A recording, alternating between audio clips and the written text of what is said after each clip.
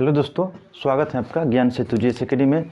चलिए, जो आज का हमारा टॉपिक है वो है जनगणना। आज हम लोग जानेंगे कि जनगणना कैसे हुई थी और कहाँ से हुई थी, प्रारंभ इसका कहाँ से हुआ था, उसके बारे में आज लोग हम जानेंगे। ध्यान रखना दोस्तों कि कोई भी एग्ज़ाम हो, इसमें ये जनगणना वाला जो टॉपिक है, इससे हर एग्ज़ाम में क्वेश्चन पूछने की ज़्यादा संभावना रहती है। तो चलिए हम इसे देखते हैं। ध्यान रखना दोस्तों कि जनगणना आधुनिक विश्व में पहली बार जनगणना व्यवस्थित ढंग से कहाँ कराई गई थी? स्वीडन में। कहाँ कराई गई थी? यानी आधुनिक विश्व में पहली बार जो जनगणना कराई गई थी, व्यवस्थित ढंग से कराई गई थी, वो स्वीडन में कराया गया था। कब कराया गया था? 1749 ईस्वी में। विश्व में पहली बार जनगणना की शुरुआत कहाँ से हुई थी? स्वीडन से हुई थी। कब? 1749 ईस्वी में।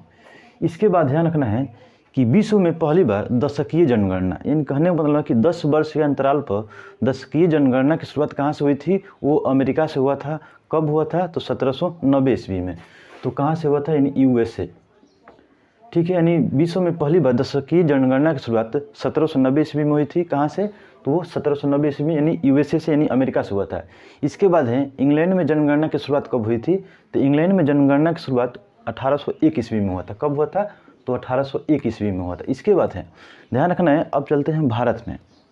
ध्यान रखना दोस्तों कि भारत में जनगणना की जो शुरुआत हुई थी वो हुआ था 1872 ईस्वी में, लॉर्ड मेयो के शासनकाल में हुआ था।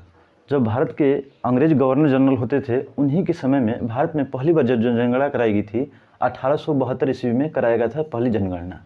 और तो इसके विरुद्ध में भारत की जनता ने क्या आक्रोश पैदा कर दिया, और इसी को आक्रोश में आकर शेर अली अफरीदी ने इन्हें लॉर्ड मेयो को क्या किए? जान से मार दिए, यानी हत्या कर दिए।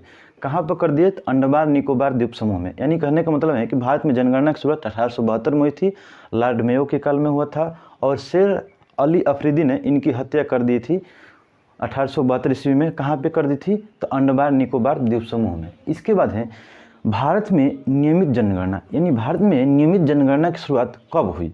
तो भारत में नियमित जनगणना की शुरुआत 1881 ईस्वी में हुआ। किसके शासनकाल में हुआ?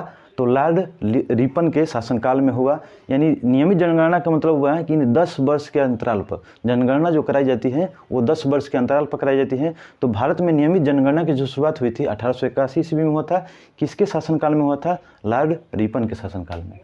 तो ध्यान रखना है दोस्तों को जो जनगणना, यानी जनगणना के जो उच्च अधिकारी होते हैं उसे जनगणना आयुक्त कहते हैं। जनगणना के जो उच्च अधिकारी होते हैं उसे बोलते हैं जनगणना आयुक्त।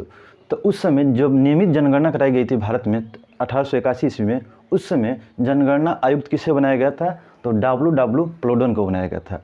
जनगणना आयुक्त किसे बनाया गया था? डब्ल्यू प्लोडन को बनाया गया था। इसके बाद है जनगणना जो है ये संविधान के किस धारा के तहत कराई जाती है? ये है धारा 246, यानी धारा 246 के तहत जनगणना कराई जाती है।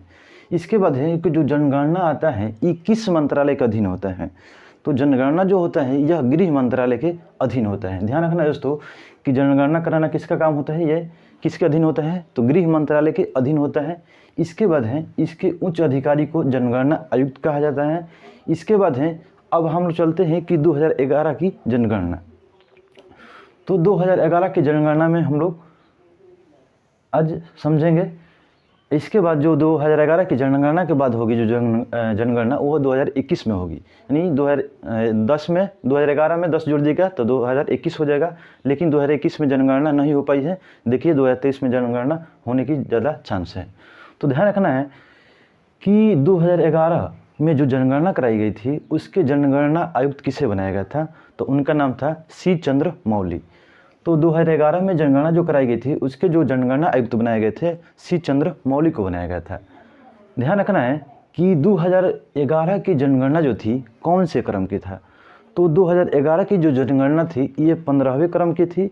लेकिन स्वतंत्र भारत की पहली जनगणना कौन थी? तो 1951 में हुआ था। लेकिन स्वतंत्र भारत की ये जो जनगणना है कौन से क्रम के हैं? 7वें क्रम के हैं। ध्यान रखना है दोस्तों कि 2011 की जनगणना कौन सी क्रम की है? तो वो 15वीं है। 15वीं क्रम की जनगणना है। लेकिन स्वतंत्र भारत की कौन सी जनगणना है, तो है 7वें नंबर की।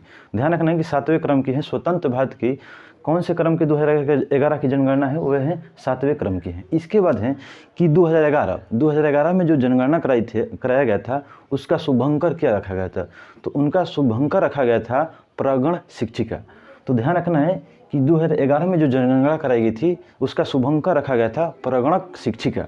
इसके बाद है कि 2011 में जो जनगणना कराई गई थी, उसका आदर्श वाक्य क्या रखा गया था, तो उसका आदर्श वाक्य था हमारा, यानी हमारी जनगणना हमारा भविष्य, हमारी जनगणना हमारी भविष्य, ये आदर्श वाक्य था 2011 ईस्वी में।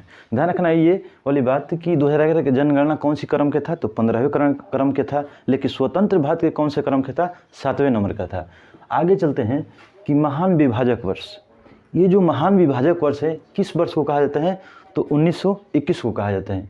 क्यों कि 1911 से लेके 1921, यानी 1911 में 10 जोड़ दीजिएगा तो 1921 हो जाएगा।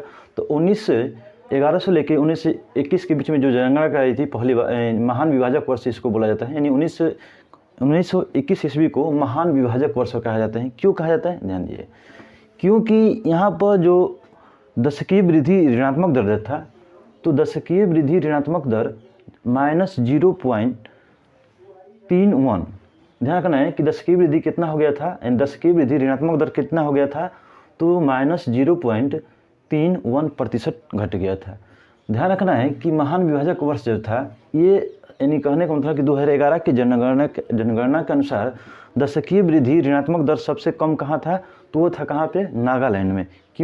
क्योंकि यहाँ पर 77 लाख की जनसंख्या में कमी आई थी। यानी 1911 से लेकर 1921 के बीच में 77 लाख की जनसंख्या कमी कहाँ पर आई थी, तो नागालैंड में आई थी। -0.31% की कमी आई थी। इसीलिए यानी 77 लाख की जनसंख्या कमी होने के कारण ही इस 19 से 21 वर्ष को महान विभाजक वर्ष का संज्ञा दिया जाता है। तो चलते हैं। ध्यान रखना दोस्तों कि भारत में स्वतंत्र भारत का पहला जनगणना कब कराया गया था, 1951 में कराया गया था। स्वतंत्र भारत का पहली जनगणना 1951 में कराया गया था। इसे 1951 ईस्वी को लघु विभाजक वर्ष कहा जाता है। ध्यान रखना है कि महान विभाजक वर्ष कहेगा तो 1921, लेकिन लघु विभाजक वर्ष किसे कहा जाता है, 1951 को कहा जाता है। क्योंकि यहाँ की जो जनसंख्या थी कितना घट गया था, तो 1.25% घट गई थी। इसीलिए इसे लघु विभाजक वर्ष कहा जाता है 1951 ईस्वी को। इसके बाद है राष्ट्रीय जनसंख्या पंजी। ये जो है नेशनल पॉपुलेशन रजिस्टर। तो नेशनल पॉपुलेशन रजिस्टर यानी राष्ट्रीय जनसंख्या पंजीयन कब बनाया गया था, तो जिस समय जनगणना कराई गई थी 2011 में, उसी समय ये राष्ट्रीय जनसंख्या पंजीयन, ये राष्ट्रीय जनसंख्या रजिस्टर बनाया गया था 2011 ईस्वी में। यानी कहने का मतलब है कि यहाँ पर इसमें प्रत्येक नागरिक को 15 विवरण दर्ज कराने पड़ते हैं। यहाँ पर ध्यान रखना है आगे कि राष्ट्रीय जनसंख्या नीति कब आई थी, तो राष्ट्रीय जनसंख्या नीति 2000 ईस्वी में आई थी और भारत की जनसंख्या को 2045 तक अस्थायित्व करना है, यानी नियंत्रण करना है। तो राष्ट्रीय जनसंख्या नीति के तहत भारत की जनसंख्या को 2045 ईस्वी तक क्या कर लेना है, अस्थायित्व कर लेना है, यानी कहने का मतलब नियंत्रण कर लेना है उस पर, जनसंख्या पर। इसके बाद है चलते हैं जनसंख्या घनत्व। ये जनसंख्या घनत्व जो होता है, ये होता है कि कुल जनसंख्या बटा में कुल क्षेत्रफल। तो जनसंख्या घनत्व बराबर क्या होता है कि क्षेत्रफल वर्ग किलोमीटर में कितनी जनसंख्या का औसत है, उसी को बोलते हैं जनसंख्या घनत्व। जनसंख्या घनत्व बराबर होता है कुल जनसंख्या बटा में कुल क्षेत्रफल। कि ये जो लिंगानुपात है, लिंगानुपात क्या होता है, मतलब कहने का मतलब है कि 1000 पुरुषों की संख्या पर स्त्रियों की संख्या, यानी 1000 पुरुषों की संख्या पर स्त्रियों की संख्या क्या कहलाती है, वो कहलाता है लिंगा अनुपात। तो ध्यान रखना है कि लिंगा अनुपात बराबर होता है स्त्रियों की संख्या बटा में पुरुषों की संख्या गुणे 1000। तो लिंगा अनुपात बराबर स्त्रियों की संख्या बटा में पुरुषों की संख्या गुणे 1000 होता है लिंगा अनुपात बराबर। इसके बाद है शिशु लिंगानुपात। शिशु लिंगानुपात उसको बोलते हैं ये जिसका आयु 0 से यानी 6 वर्ष का हो, उसी को बोलते हैं शिशु लिंगानुपात। इसमें जो शिशु लिंगानुपात होता है, इसका जो होता है कि मतलब कि 0 से 6 यानी बालिकाओं की संख्या जो होनी चाहिए 0 से 6 वर्ष की होनी चाहिए, बटा में बालकों की संख्या 0 से 6 वर्ष की। तो ध्यान रखना है कि बालिकाओं की संख्या बटा में बालकों की संख्या गुणे 100 बराबर होता है शिशु लिंगानुपात। शिशु लिंगानुपात उसी को बोलते हैं जिसका आयु है वो 6 वर्षों का हो, उसी को बोलते हैं शिशु लिंगानुपात। यानी बालिकाओं की संख्या बटा में बालकों की संख्या गुणे 100। इसके बाद है साक्षरता दर। ये साक्षर क्या कहलाता है, पहले देखते हैं साक्षर क्या किसे कहते हैं। साक्षर दोस्तों उसी को बोलते हैं कि जो 7 वर्ष या 7 वर्ष से अधिक आयु वाले कोई भी व्यक्ति हो, वो किसी भाषा को समझ सकते हैं या उसे लिख सकते हैं, उसी को बोलते हैं साक्षर। क्या बोलते हैं, साक्षर बोलते हैं। और उन्हीं में से यानी 7+ यानी अधिक आयु वाले जनसंख्या में साक्षरों की कुल प्रतिशत को बोलते हैं साक्षरता दर। तो समझ चुके हैं कि साक्षर किसे बोलते हैं, जिसका आयु 7 वर्ष या 7 वर्ष से अधिक है, वो किसी भाषा को समझ सकते हैं या पढ़ सकते हैं, लिख सकते हैं, उसी को बोलते हैं साक्षर। और इस साक्षरों में यानी साक्षरों की कुल जनसंख्या में ये जो साक्षर के प्रतिशत होते हैं उसी को बोलते हैं साक्षरता दर। तो हम लोग पढ़ चुके हैं यानी साक्षरता दर क्या कहलाता है, तो साक्षरों की संख्या बटा में 7+ आयु वाले की संख्या को बोलते हैं साक्षरता दर। इसके बाद है दशकीय वृद्धि दर। दशकीय वृद्धि दर का मतलब हुआ कि 10 वर्ष के अंतराल पर कितनी जनसंख्या में वृद्धि हुई। तो दशकीय वृद्धि दर जो होता है ये होता है कि वर्तमान जनसंख्या माइनस पूर्व जनसंख्या बटा में पूर्व जनसंख्या गुणे 100। यानी दशकीय वृद्धि जब निकालना है तो क्या करेंगे, वर्तमान जो जनसंख्या है उसमें से पूर्व जनसंख्या घटा देंगे, बटा में लिख देंगे पूर्व जनसंख्या गुणे 100। तो दशकीय वृद्धि बराबर होता है वर्तमान जनसंख्या माइनस पूर्व जनसंख्या बटा में पूर्व जनसंख्या गुणे 100।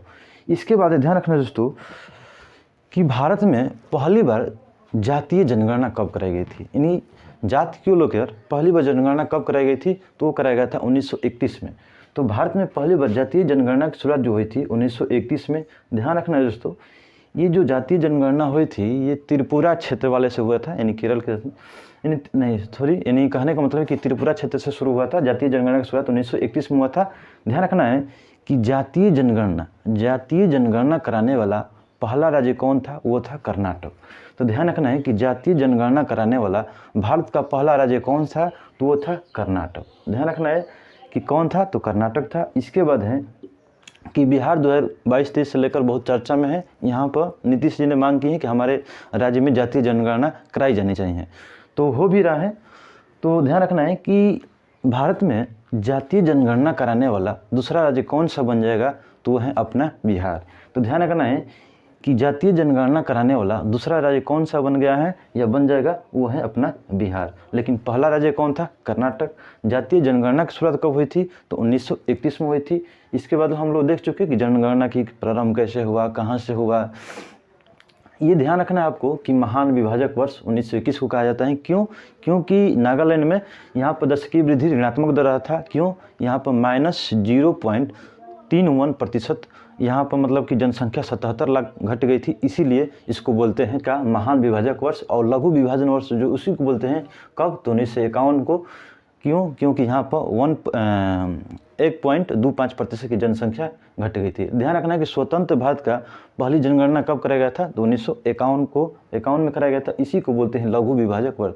चलिए दोस्तों, हमें उम्मीद होगी कि ये वीडियो आपको काफ़ी अच्छी लगी है। ठीक है, थैंक्स फॉर वॉचिंग। यानी